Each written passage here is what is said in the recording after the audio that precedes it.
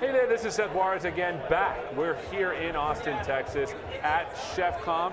If you have any questions for our next guest, make sure to submit it via Twitter using the hashtag ChefConfLive.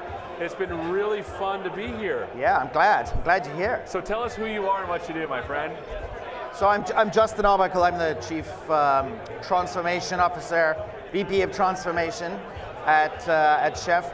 I help large companies think about how to make the transition from what they've been doing to what we think they need to do in order to be high velocity product development companies. And I love how you sort of like look up a little bit like, how do I say this nicely? Right. Because it feels like there is some systemic challenges with the way we deliver value with software. Why don't you talk about that a little bit? Yeah, that's absolutely true. You know, historically, and I've been a CTO in industry for 20 years. Historically, we have operated in highly siloed environments. And those siloed environments have resulted in us understanding the value that we create in terms of our local environments that we operate in. Right. I'm the dev guy from this team, I'm the test guy from this team, I'm the systems administrator from this team. And so from that perspective, we define our value, we define what we do in that chain just in terms of us. And what we have to start doing is we have to start understanding that value is defined by virtue of getting great software into the hands of customers. And sometimes those silos have competing priorities which are causing disruption and effectiveness. Those silos will always have competing priorities. Because the reality is that if you are part of a siloed process, what that means is you will have a requirement for when you accept work. And you will have a requirement for when you think that work is ready to pass on. Right. Those requirements may not be in sync with the requirements of people further down the chain. Why? Well, because you happen to be a test guy and you happen to be measured on the fact that you have to achieve a certain test coverage. Does that really help your product owner? Not really. Not necessarily, right? Because what the product owner is looking for is, do we have a piece of software from which I can get some feedback from the customer? So we joked around a little bit that your title should be Chief Disruption Officer. Absolutely.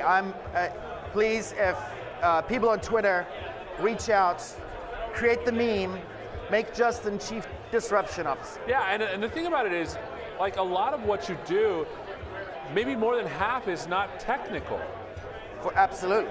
So tell us about that aspect. Yeah, of it. so most of the work that I do is working with CIOs, CTOs, and people in the product teams. Right. So often business leaders, often people who are responsible for understanding and prioritizing the work of an actual product that customers use. Right. And a lot of the change that we're beginning to see are from business people understanding their change in role, where people in large enterprises are moving from being essentially product managers, managing a spreadsheet of numbers about how much money we're getting from a certain product, what's on this massive backlog of 3 years worth of work that we're never going to get to, towards beginning to think in a far more incremental fashion about what can I build to get a certain amount of feedback from my customer so that I can then iterate it and improve on it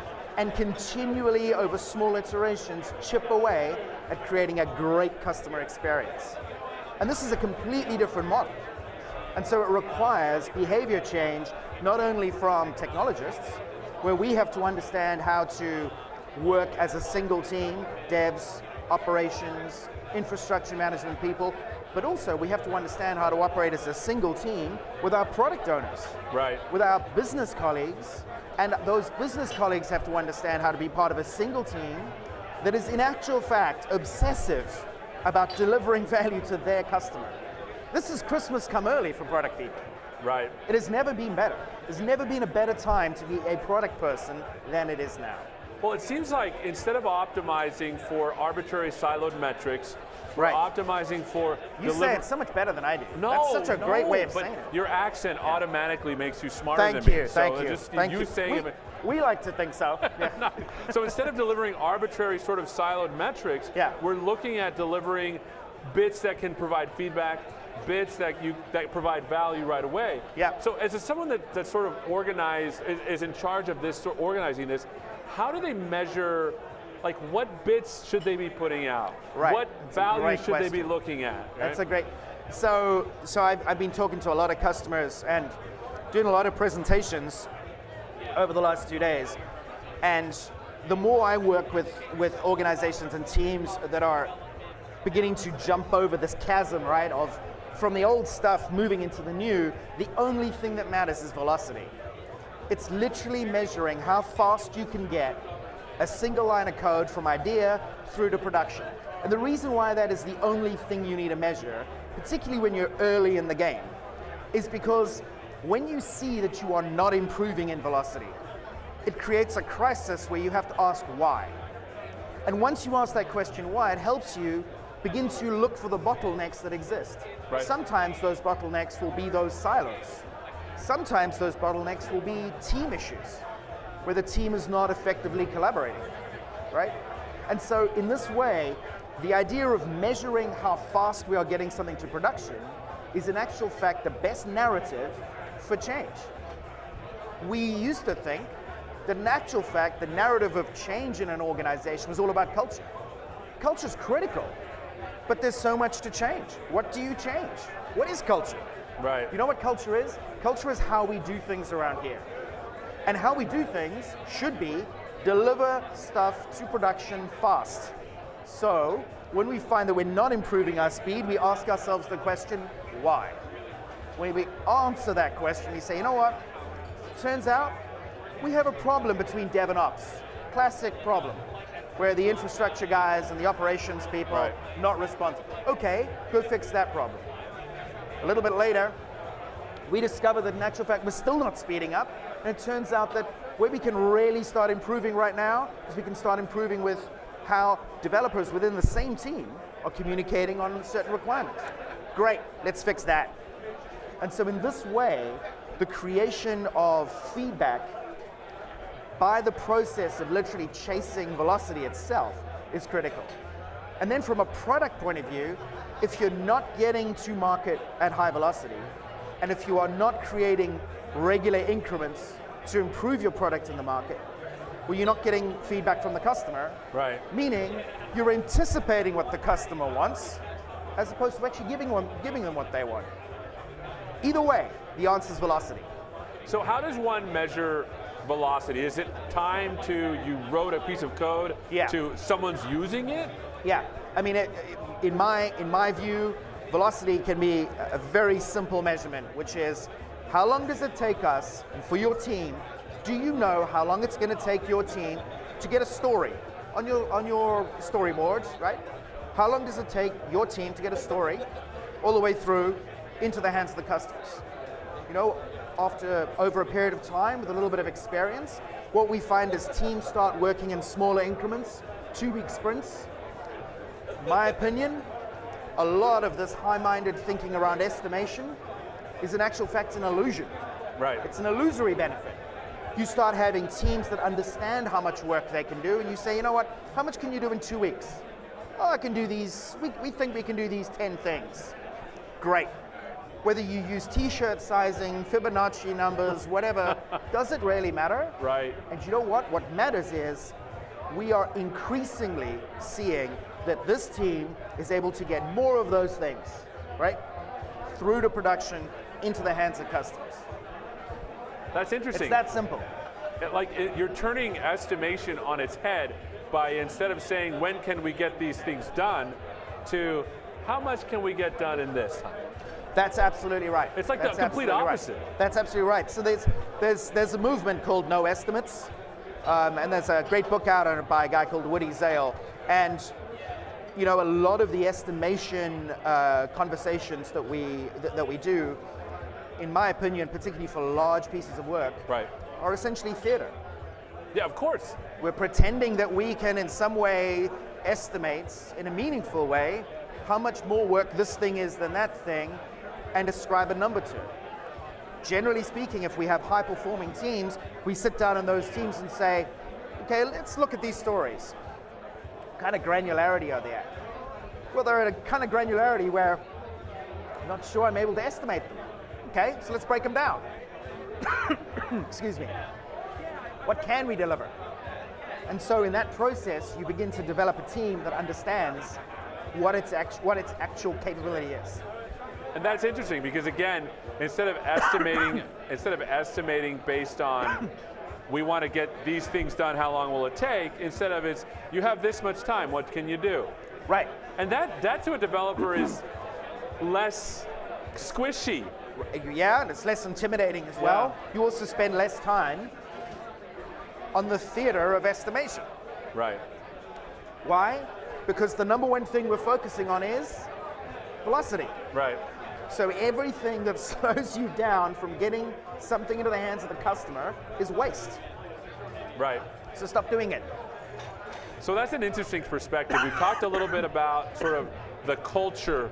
Blame my son for the cough, by the way. Oh man, don't cough on me. We're no hugs. Children, children carry germs. We'll have to do the elbow hug-offs. We'll you know do what I'm saying? that elbow thing. So you talked a little bit about the culture change that needs to happen. How does the tooling that Chef provide help ease, sort of grease the wheels of that change?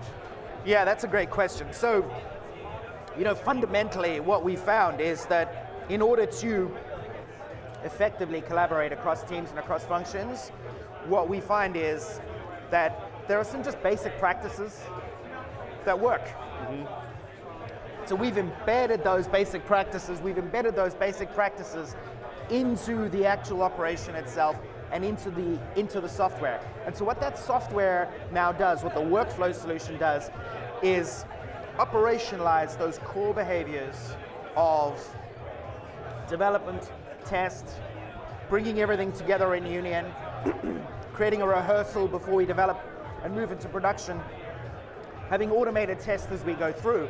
And so in this process, we're able to run a series of automated tests for both the application component and the infrastructure component. So we have application as code, we have infrastructure as code. Everything is code. So I heard a lot about automation. I heard a lot about code. So, like, how, as a developer, because I know how to write code for my stuff. Yeah. But now it seems like you're adding an additional sort of coding practice of adding sort of code for infrastructure, code for tests, which we should be doing. And now with the compliance stuff that you're doing, code for compliance, right? So how as a dev do I start to discipline myself to do those tasks as well? So what we're finding is that very often the core configuration management components, so the recipes for building a server, let's say, will very often be written by people other than the devs in a large organization. Right. However, what the devs do need to know and understand is how to consume those recipes. They also need to know how to understand when we need to make changes to those recipes. So one of the incredible things that we can do is, imagine you have a standard operating system build. Red Hat, right? Microsoft, right? So whatever that build happens to be, we want to be able to roll this out across the entire organization. Chances are there, every single development team out there is going to want to make some small changes. Why? Well, because unless you are dealing with a smaller, newer company, and you're dealing with the large enterprises that I deal with, they have to make changes for their legacy. Of course. And so, how do you maintain the standing? So the interesting thing is that this workflow allows us to say, you know what, every single time I'm deploying to an Azure server, I'm going to implement this particular build process. But then what I'm going to do is I'm also going to write some code on top of it that takes that and says, yep, I'm using that standard, but now I'm going to extend it and change it a little bit. So what have we got? We now have an audit trail, not only for that standard build, so we know that that's still the standard, but we now have an audit trail in source control for every single project and how every single project is changing that core image. I see. And so what we now begin to do is give developers greater power, greater control over the environments that they're building, but at the same time, we begin to give the enterprise tools to understand how they are managing quality and standardization across it. Now, the same thing goes from a compliance point of view. If we are writing compliance tests, an individual team may decide that there are, within the context that they're developing, that certain CIS standards perhaps are not as relevant for them, or maybe less relevant at this stage in the project. So they choose to continue to develop even though they happen to be failing the tests.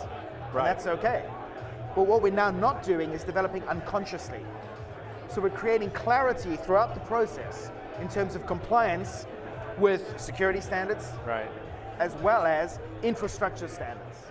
And then of course what the workflow itself becomes is it becomes an enterprise standard for how we build software. I see. And what's interesting is that with the stuff I saw with Chef, I must admit I didn't know as much about Chef as I would have liked, but in the keynote this morning I saw that there's the Chef that I understand, which has the recipes and the cookbooks. Yeah. But then you have also Habitat, and then the compliance one, which was Inspect. Inspect, Yeah, Inspect. And these three things sort of can live on their own. Right. But tell us a little bit more about Habitat. Yeah. Because I understand Chef for sort of like infrastructure recipes. What does Habitat do that's different from that? Right. So if you look at your typical architecture for one of your least favorite applications in your enterprise today, Sure. you'll find that there are many layers. You're going to have the operating system, the environment that it runs in, the web environment, orchestration, goes all the way up. Right. And of course, when you begin to think about how you manage the complexity of retargeting that to another environment, when you begin to understand how to reduce the complexity of getting that environment to have a particular standard build, a standard quality of run, right? While at the same time beginning to change a variety of components within it perhaps, or perhaps change some of the core services. Let's just say we decide to start changing the orchestration layer for the enterprise as a whole. Right. How do you manage the complexities? It begins to be a many-to-many problem, right? And you're beginning to run into this problem of, well, I've got this version of Kubernetes over here, and I have this version of Mesos over there, and I've got this application that uses it in this way, and I've got that application that uses it in this way. I want to move that application to this data. How do you do this? It's a mess. It's a mess. So what Habitat does is essentially it means that all of the configuration of the whole application travels with the application. So what Habitat allows us to do is take all of those many layers and essentially write a profile that describes all of the resources that that application needs within all of the layers of its operation and dependencies, and also awareness of all of the other resources out there, perhaps other Habitat applications that it's going to be dependent on. So this is I'm trying to understand, because if I'm writing like a web application, I have this stuff running on my, let's just say it's just a end tier, I have the middle thing, I have the database, and then the web server, right? Yep. Does that Habitat sort of describe the web server, the middle tier, and the database at the same time? Absolutely, absolutely. And it tells you all of the resources that you need in order to be able to run that application. How is that different than a Chef recipe? Right, so what a Chef recipe does is imagine that every single one of the components inside, every single one of the components that application relies on. Let's say the application server. Right. That application server is going to be configured by a Chef recipe. So the Chef recipe will say, all right then, JBoss, we need you to operate in this way. You're going to be expecting a database connection through the following ports to this particular database. That's what the Chef recipes will do. These ports are open, these ports are closed. You're secure here, you're less secure here, right? Right. That's what standardized configuration means. What Habitat does is take that configuration and all of the other dependent configurations, right? And all of the resources that Tomcat or JBoss or something like that relies on in order to run that application, packages up the resources and packages up the configuration into one individual package. Interesting. So if you're like writing a Ruby on Rails application, like it would set up the actual web server, the recipe would. That's it. And then Habitat would know the particular gem files you're using. Exactly right. Okay. Exactly right. Would also know the resources. Let's say you were running it in a Microsoft environment. Right. Would know the Microsoft resources, the libraries that it needs to use in order to run the actual Ruby environment. I see. In order to serve the actual website itself. Now, does Habitat sort of pull the gem every time, or does it store the gem? Because you can imagine a scenario where I'm writing this Ruby on Rails application, I use a gem file from yesterday, and then a new one comes out that hoses everything. Will Habitat pull the new gem file or use the one that you specified? Either one. So certainly what we've had for a long time in Chef is the ability to be able to pin. So we can pin a particular version of a recipe or a cookbook, because sometimes we don't want to update. Right. Right? But sometimes you want to constantly be managing to the new version. But in many cases, for legacy applications, you're probably going to want to keep a fairly static set of resources. Right. So a good example are some old Windows applications, right? So some older Windows applications that organizations want to migrate to the cloud, manage individually as they begin to take advantage of the awesome new stuff you guys are doing. Well, you're going to be using, some of the old WinDLLs and things like that. They're going to stay the same. That's interesting. So it feels like Habitat versus sort of the Chef. What's the original Chef called? The original Chef recipe program? Chef Server. Chef Server. So that is dealing more with, these are the kinds of machines the kind of stuff we need on the machine, and this is the kind of stuff you need for your application. And this is wrapping all of the resources we need, including the stuff you need for your machine, into a single package that moves wherever you want to go. So you have Chef Server, you have Habitat, and you have Inspect. It feels like those things on their own need to be managed centrally, and you had announcements about how you do that. Now, why don't you tell us about that? Yeah, so we have, essentially the exciting thing about Chef has been our open source roots. And what our open source roots really have meant is that we want to ensure that Chef continues to grow as an open source product. Right. Inspec, which is really a world-leading framework, has an open source component, and we're already beginning to see some great contributions from the community where they're extending and making their organizations compliant and more secure using it, right? And then of course the same thing goes for Habitat, where we're starting to see a whole bunch of people beginning to contribute. This is where Chef comes from. This is what makes us Chef. Right. But what we've done is we've actually wrapped on top of that our tools around the workflow itself, which is Chef Workflow, and our tools around visualization, which is Chef Insights. And essentially, if we wrap those tools around it into a platform we call Chef Automate. So what Chef Automate now provides in a single commercial offering is the ability to be able to use all of these open source tools, which are evolving at the rate of community development, of course, which is fast. Which is super fast, but wrapping around them some enterprise-grade capabilities around managing the workflow, assuring that that workflow is enterprise-ready and compliant, and then of course visualizing what your environment looks like, what your development process looks like, what your server estate looks like, etc. And that's interesting, right? Because of the nature of Chef and its sort of open source roots, the kinds of heterogeneous environments that are being created with Chef is kind of exploding. I mean, you could have half of your application written in Scala and the other one in Ruby, and then the other one using .NET Core. Right. And that could all be managed using Chef.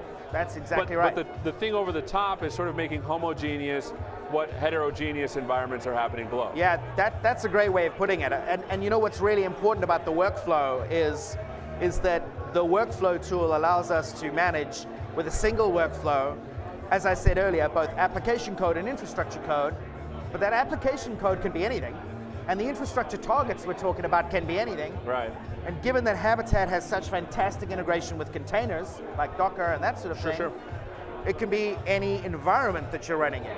And so now what we have is a single tool to manage not only what application you're writing, but the target that you want to put it onto, also the rules from a security and compliance point of view that your environments need to pass, Center for Internet Security, for instance, but you can also put rules for the compliance within the workflow into the workflow tool itself. Interesting. And so we now have a single place to create an enterprise-grade workflow for the organization. And that's interesting, right? Because I think that one of the challenges with open source in the enterprise is this fear of managing heterogeneous things that hitherto have been unmanageable.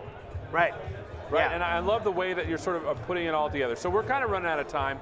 What are some resources that you provide as Chef Yeah. to help people sort of get started along this path of cultural and technological change to deliver speedily and at velocity? Right, well there's a couple of things we can talk about. Firstly, on the website, we've got some great learning materials. They've just come along so far in the last year.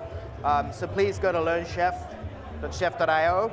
And what we've also done is, from an organizational point of view, one of the things that I spent a lot of time doing, as we said in the beginning, was working with companies make this transition. And so what we've done is we've actually open sourced the practice of running our transformation workshops. So people can go and see that stuff and contribute to it and download it. It's under Creative Commons Share Alike, and it's at continuoustransformation.org. That's awesome. So those are two cool resources. We'd love to get your contribution. And you all are based out of Seattle, right? Well, yeah, I mean, our head office is in Seattle. We've got offices in London. We've got offices in Berlin. I've been doing a bunch of work recently in New Zealand. Fantastic. We're a truly global company. Well, you know, if you're ever in Seattle again, you come by our studios and maybe you could help deliver some of those messages Sounds on great. transformation, how Look you forward can do to that. It's been really a pleasure talking to you, my friend. It's been great. We are again here in Austin for ChefConf. You've been watching a lot about how to transform your organization to deliver software at velocity with some wonderful tools that the folks at Chef are building. Thanks so much for watching the live portion of the show. Tomorrow we're going to be recording some more sessions. They are going to be recorded, but we want to make sure that you can watch them, so we'll have them up at Channel 9. Thanks so much for watching. My name is Seth Juarez, and we will see you next time. Take care.